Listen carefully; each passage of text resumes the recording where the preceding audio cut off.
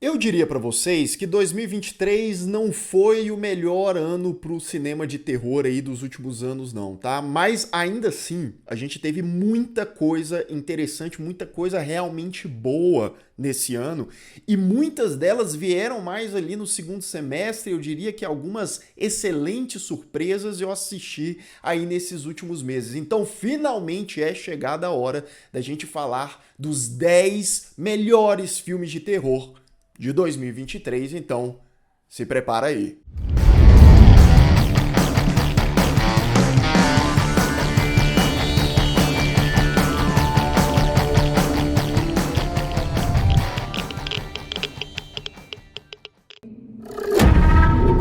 Open up now. Sejam todos muito bem-vindos a mais um Refúgio Cult, meus amigos, hoje pra gente falar sobre os meus 10 filmes favoritos de terror de 2023. Eu vou fazer uma outra lista com 10 melhores filmes em termos gerais. Teremos também nessa lista alguns filmes de terror, mas eu quero pegar também de outros gêneros, porque a gente teve vários filmes aí de drama, thriller, enfim, que também chamaram muita atenção nesse ano. E ó, só deixando claro que não necessariamente todos estarão em ordem de preferência e tal, apesar de que os primeiros que eu for falar aqui são alguns dos meus preferidos desse ano. Então, bora lá, sem mais delongas. O primeiro, e esse sim eu posso falar de peito aberto pra vocês, que é o meu filme de terror favorito de 2023, When Evil Lurks, ou Quando Acecha la Maldade. Filme argentino, dirigido por Demian Hugnan e que, sinceramente, me surpreendeu pra caramba. Na época que eu assisti o filme, tem vídeo aqui no canal pra ele, bonitinho lá pra você que ainda não viu. Eu não tava esperando tanta coisa, apesar de já ouvir falar ali um burburinho, né? O pessoal falando, é um filmaço, é um filme brutal, impactante. E ele é tudo isso e muito mais, né? When Evil Lurks definitivamente é o melhor filme sobre possessão demoníaca desse ano e dos últimos anos, né? No meu ponto de vista. E ele consegue ser diferente nessa abordagem, ele consegue fazer esse lance da possessão demoníaca quase como uma infecção, como uma doença que vai se espalhando, né? Os protagonistas lá tendo que se livrar do Uriel, né? Daquele cara gigantesco e que tá possuído e que pode passar para qualquer pessoa a qualquer momento. Então existe um senso de paranoia e de perigo constante, sem contar diversas cenas que ficam na cabeça. Vai falar que aquela cena da menininha com o cachorro você não ficou lembrando muito tempo depois. E não só essa cena, são vários segmentos, são vários momentos. A direção do Demian Hugnan tá muito boa, a atmosfera do filme tem aquela coisa pesada, melancólica. É o estilo de filme que, quando ele acaba, pelo menos em mim, ficou ali um vazio, sabe? Por mais que o final eu tenha as ressalvas em relação a ele, não acho que seja um final perfeito e tal, mas ainda assim, ele traz esse sentimento, né, de melancolia que o filme todo tem. Então, sem dúvidas, When Evil Lurks é um dos melhores filmes de terror desse ano.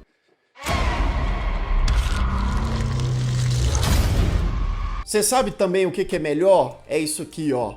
O meu primeiro livro saiu, Supremo Mafaroto, uma obra de ficção científica e fantasia para você que gosta desses dois gêneros. Tá lindíssima essa edição. Eu digo melhor no sentido de eu gosto de ler assim, ó, no papel, bonitinho, tem as ilustrações aqui que estão caprichadíssimas.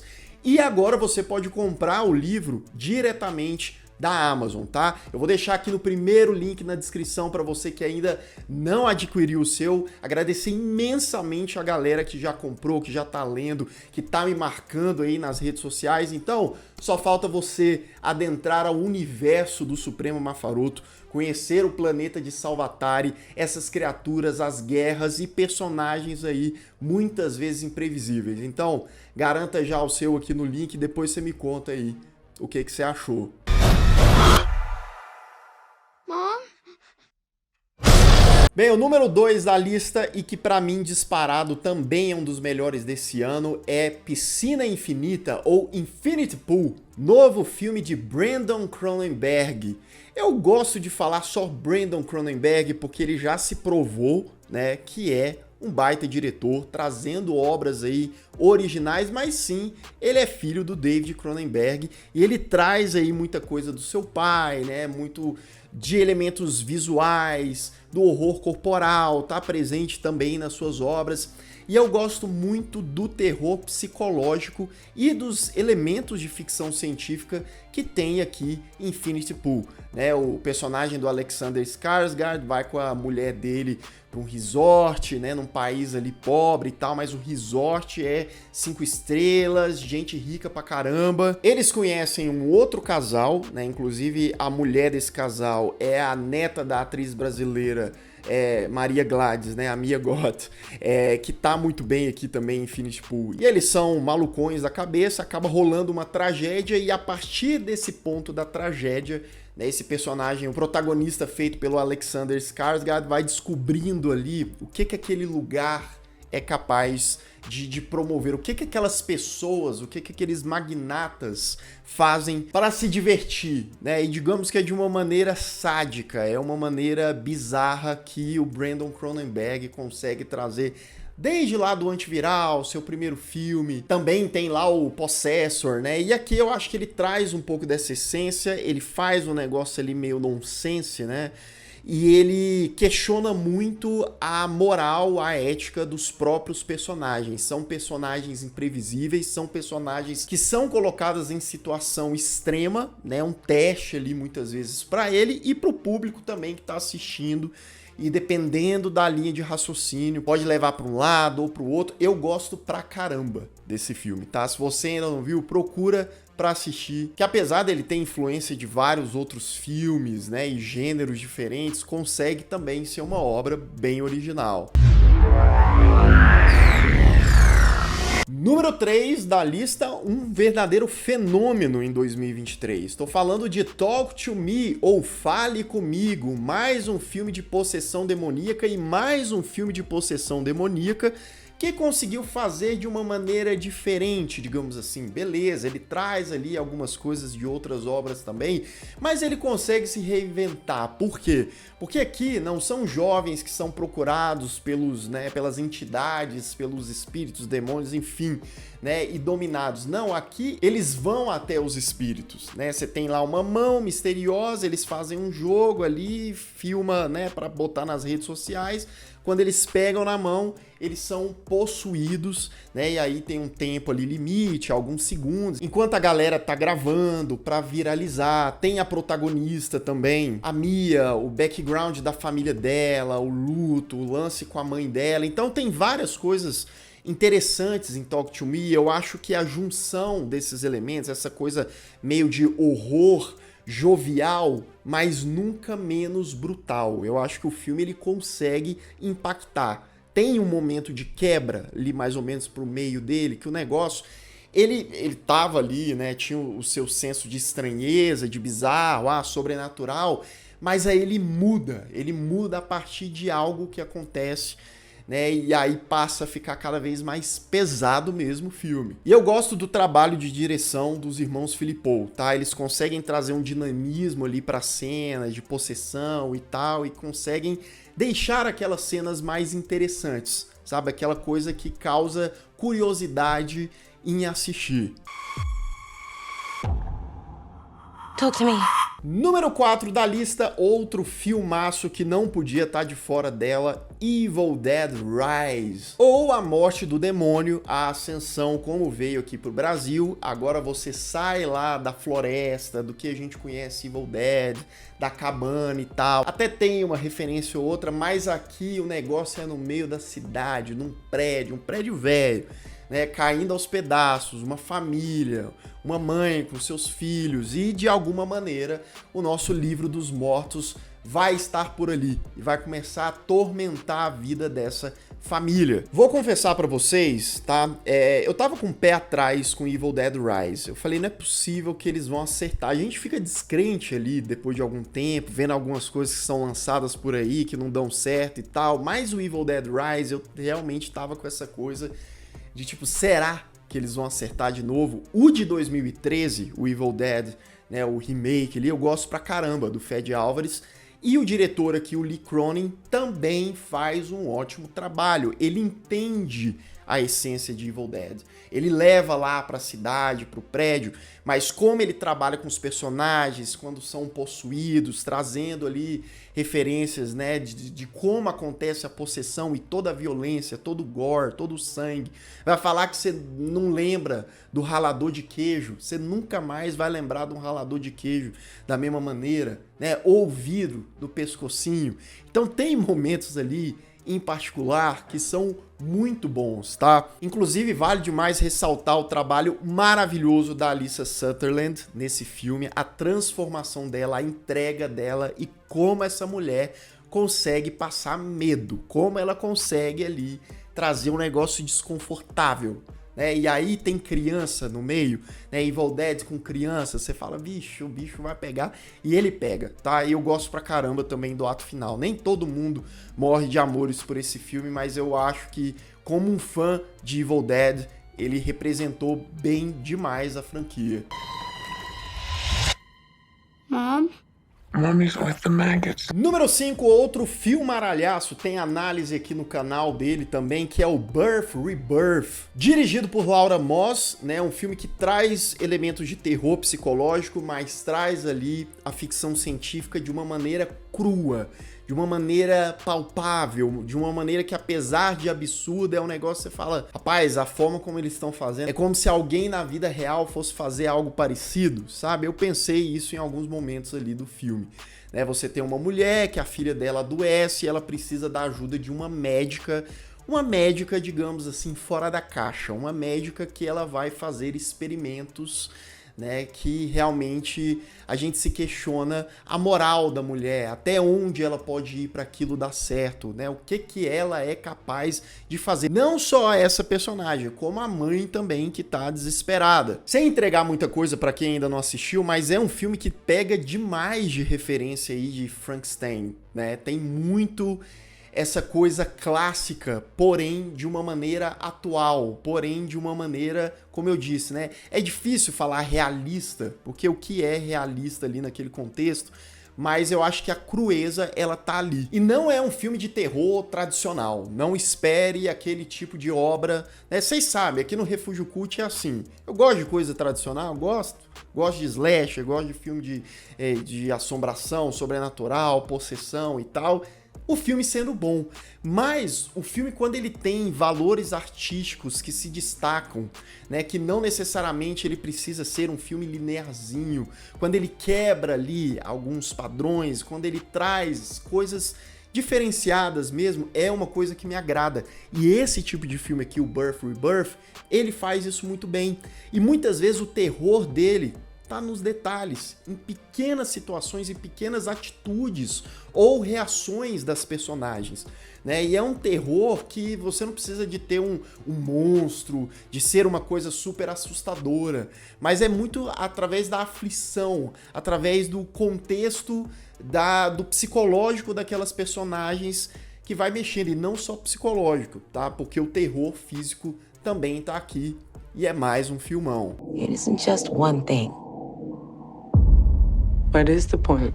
Número 6, um terror da Bélgica, daqueles assim também sombrios pra caramba, Megalomaniac. Um filme que tem uma estrutura, uma premissa, eu diria, muito interessante, porque o filme ele pega uma base de um assassino que existiu na vida real, só que ele não vai explorar a vida desse assassino, né, os detalhes e inventar um monte de coisa. Sim, o filme inventa um monte de coisa, mas ele fantasia em cima de como teria sido a vida dos filhos desse psicopata, desse cara completamente doentio.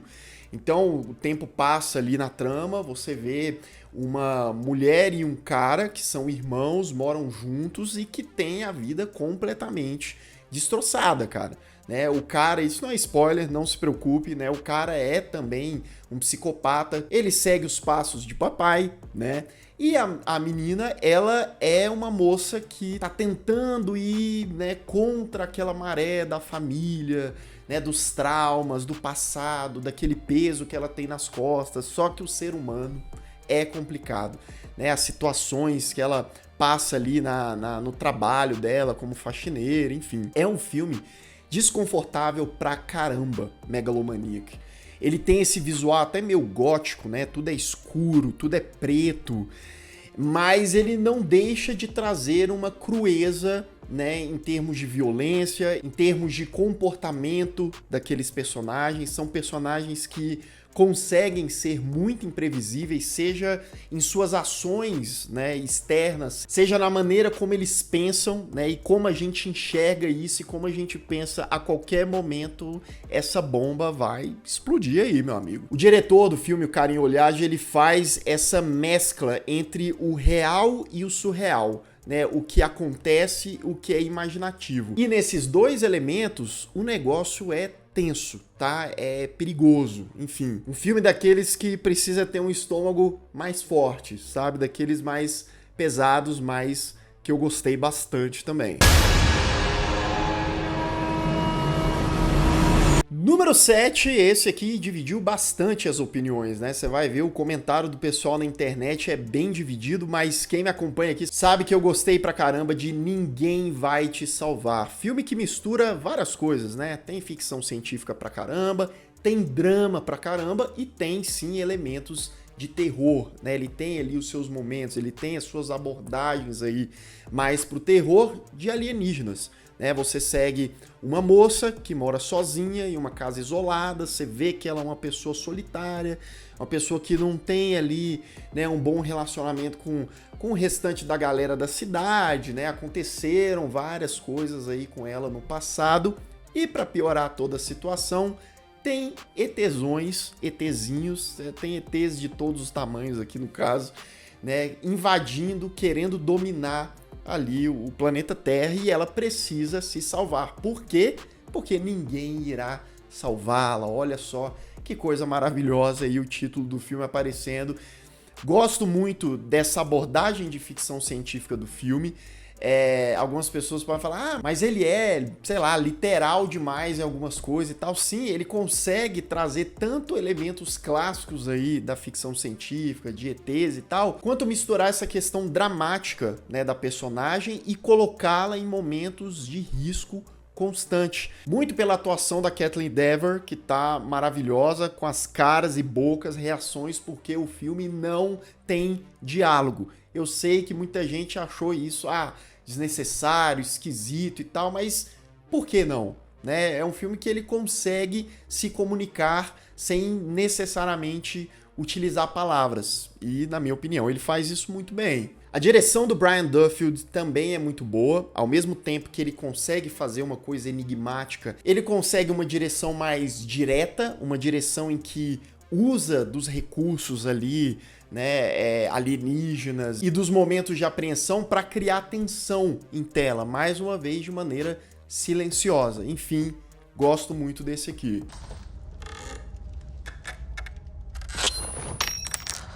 Número 8 de hoje, Pânico 6, sim, a nossa querida franquia de slasher aí, clássica já, né, que voltou agora pro seu 6º capítulo, indo pra Nova York pela primeira vez, uma cidade muito maior, aquela coisa que traz mais possibilidades, né. Eu já falei aqui antes no canal, e falo de novo, tá, que eu gosto do 5, mas eu gostei ainda mais do 6.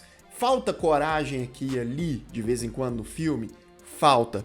Mas ainda assim, como eles concebem e eles usam a cidade, né, a ambientação ali, o clima do filme, para criar as cenas de perseguição, né, de desconfiança, né, who done it, né, quem é o assassino, quem é o Ghostface aí da vez. Acho que a personagem, por exemplo, da Sam, feita pela Melissa Barrera, cresce muito aqui nesse filme. Eu achei ela até meio apagada no quinto, e eu acho que a dinâmica dela com a personagem da irmã dela, da Jenna Ortega, melhora bastante aqui. Acho que ela traz mais identidade para essa personagem.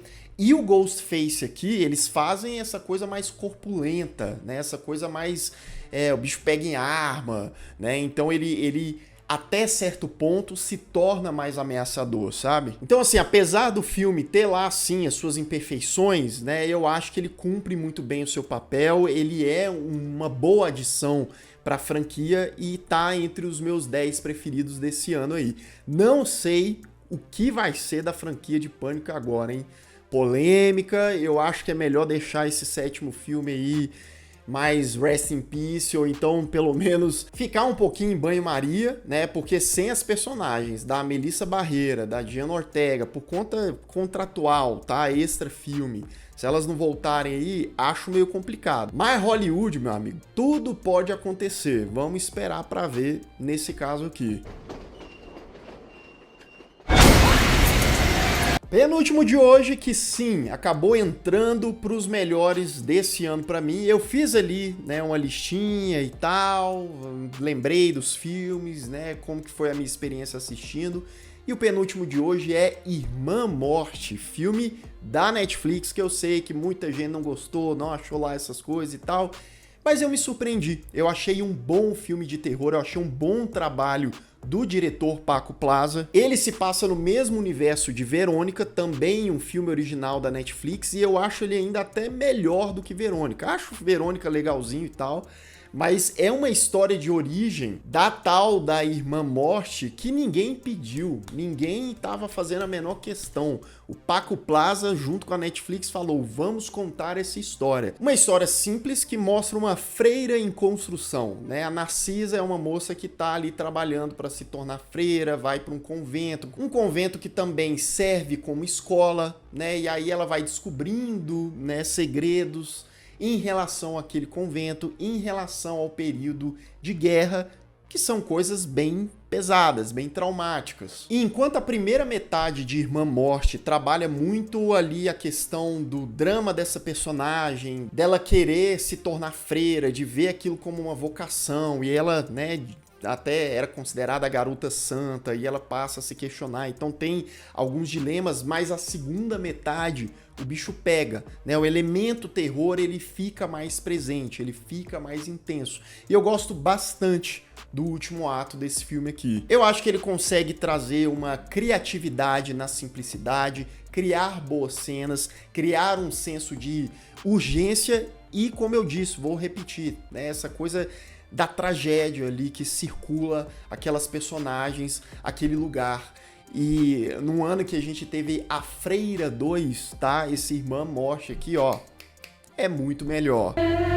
Entiendo, hija. Ya verás como todo irá bien.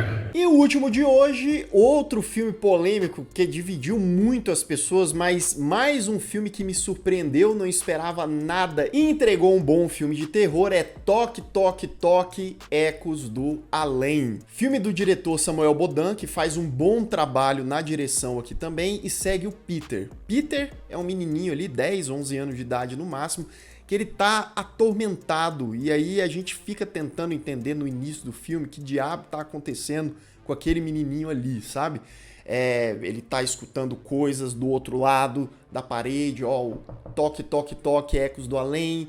Ele passa a tentar entender aquilo, a tentar se comunicar com aquilo, né? Só não sei se é uma boa ideia quando algo do outro lado da sua parede te chama, né, o Peterzinho. E aí esse moleque tem problema em casa, com a família dele, inclusive quem faz o pai dele é o Anthony Starr, né, nosso querido, só que não, Capitão Pátria, né, que tá estranhão aqui também.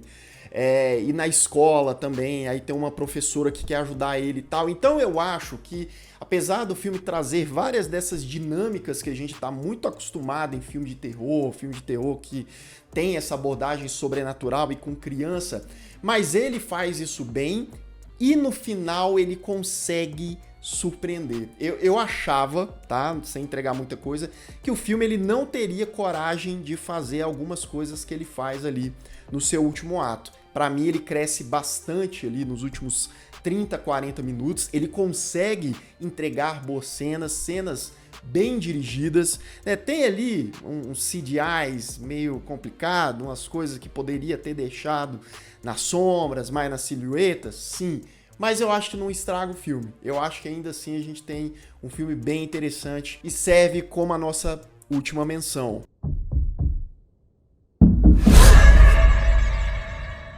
Bem, meus amigos, é isso. Esses foram os meus 10 filmes de terror favoritos de 2023. Deixa aqui nos comentários quais foram os seus melhores filmes, né? Claro, tiveram filmes que acabaram ficando de fora, né? Sei que muita gente gostou pra caramba dos Jogos Mortais 10, né? Eu achei legalzinho, mas pra pôr aqui acabou não entrando, né? O próprio Thanksgiving lá do Eli Roth, que eu achei legalzinho também, mas acabou não entrando. Preferi dar lugar àqueles que eu gostei um pouco mais, sabe? Tentando ser sincero aqui com vocês, independente de que nem todo mundo gostou desses filmes aqui. Deixa as suas opiniões. Lembrando que a gente tá nessa época de lançamentos dessas listas de final de ano, então se prepare para outras que estão vindo aí. E caso você ainda não seja inscrito aqui no canal, se inscreva aqui embaixo. Clique no sininho para receber todas as notificações e deixe o seu like, que ajuda muito o Refúgio Cult. E eu vou ficando por aqui. Caso você tenha perdido os últimos vídeos do canal, ó, estão aparecendo bem aqui do meu lado, é só clicar e assistir caso o YouTube não tenha te mandado. Um grande abraço e até mais.